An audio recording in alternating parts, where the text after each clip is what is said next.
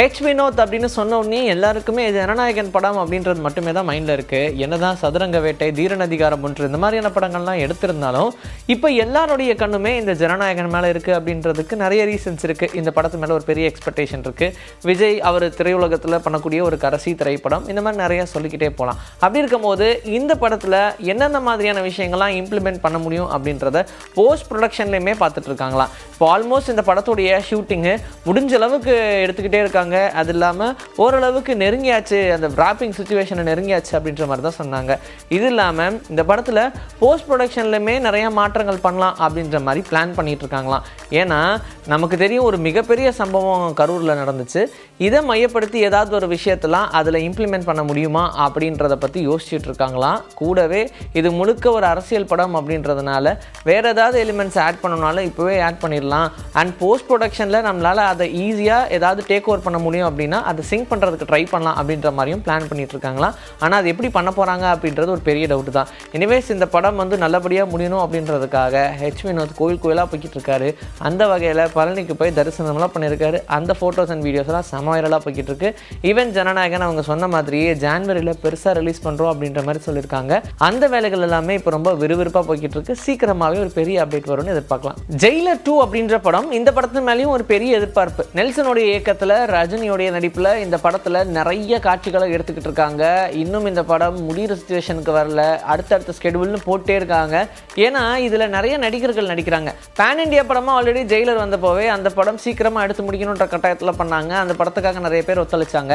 ஆனால் இந்த ஜெயிலர் 2 படத்தின் மேலே எல்லாருக்கும் எதிர்பார்ப்பு இருக்கிறதுனால ரொம்ப ஈஸியாக இந்த படத்தை ரீச் பண்ணிட முடியும் அப்படின்ற ஒரு நம்பிக்கையில் நிறைய நடிகர்களை உள்ளே போட்டிருக்காங்க. ஆனால் அவங்களுடைய ஸ்கெடியூல் ரொம்ப ரொம்ப பிஸியாக இருக்கிறதுனால இப்போ இந்த படத்தில் சரியாக யாராலையும் வர முடியாமல் இருக்குது. ஆனால் அப்படியே விட்டுருவோமா, நாங்கள் ஏதாவது ஒன்று பண்ணிட மாட்டோமா அப்படின்னு சொல்லி முடிஞ்ச அளவுக்கு எல்லாருடைய டேட்ஸையும் பிடிச்சி படத்துடைய ஷூட்டை எடுத்துக்கிட்டே தான் இருக்காங்க.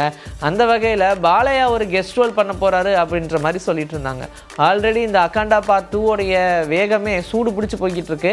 இந்த டைமில் ஜெயிலர் 2 அவர் நடிக்க போகிறாரு அப்படின்னு சொன்னதுமே பரவாயில்ல, அவருடைய பிஸி ஸ்கெடியூல்லையும் வரேன்னு சொல்லிட்டாரு அப்படின்ற மாதிரி சந்தோஷத்தில் தான் இருந்தோம். இப்போ பார்த்தா இவர் நடிக்கவே இல்லை அப்படின்ற மாதிரி சொல்லிட்டாங்க. கெஸ்ட் அப்பியரன்ஸ்னாலும் என்னால் இப்போதைக்கு வர முடியாதுங்க, எனக்கு ரொம்ப டைட்டாக இருக்குது அப்படின்ற மாதிரி சொல்லிட்டாரு.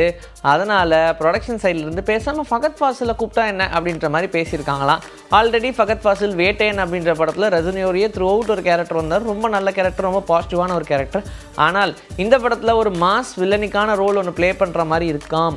புஷ்பாவில் நம்ம எப்படி பார்த்தோமோ அதை விட டபுள் மடங்கு ஒரு சூப்பர் அப்பியரன்ஸ் கொடுக்க போகிறோம் அப்படின்ற மாதிரி சொல்லியிருக்காங்க. அதனால் இது நடக்குதா அது நடக்குதான்னு வெயிட் பண்ணி தான் பார்க்கணும். பிரபாஸோடைய நடிப்பில் எந்த படம் உருவாகினாலும் ஒன்று அந்த படத்துடைய ஷூட் தள்ளி போகும், இல்லை படத்துடைய ஷூட்டிங்கே நடக்காமல் தள்ளி போய்கிட்டு இருக்கும், இல்லைனா படத்துடைய ரிலீஸ் டேட் தள்ளி போகும். இப்படி ஏதாவது ஒரு விஷயம் நடக்கும். அப்படி தான் தி ராஜா சாப் அப்படின்ற படத்துக்கும் வந்தது பாருங்கள், ஒரு சோகன்ற மாதிரி படத்தை சொன்ன டேட்டில் ரிலீஸே பண்ண முடியல. ஒரு 2-3 தடவைக்கு மேலே அப்படியே தள்ளி போய்கிட்டே இருக்குது. இது ஒரு பெரிய பிரச்சனையாகவே இருந்துச்சு ரசிகர்களுக்கு. இடையிலேயே பார்த்தோம்னா பொங்கலுக்கு படத்தை ரிலீஸ் பண்ணுறோம் 2026 கண்டிப்பாக ஜனவரி இந்த படம் உங்களை பார்க்க வந்துடும் அப்படின்னு சொல்லி தி ராஜா சாப் படத்துக்கு ஒரு அனௌன்ஸ்மெண்ட் கொடுத்தாங்க. ஆனால் ரீசன்ட் டேஸாக இந்த படம் ஜனவரியில் ரிலீஸ் ஆகிறதுக்கும் சான்ஸ் கம்மி தான் அப்படின்னு சொன்னோன்னே ரசிகர்கள்லாம் பெரிய ஷாக் ஆகிட்டாங்க. அதனாலேயே என்னப்பா அது பிரபாஸ் படங்கள்லாம் இப்படி நடக்குது அப்படின்ற மாதிரி தான் சொல்லிட்டு இருந்தாங்க.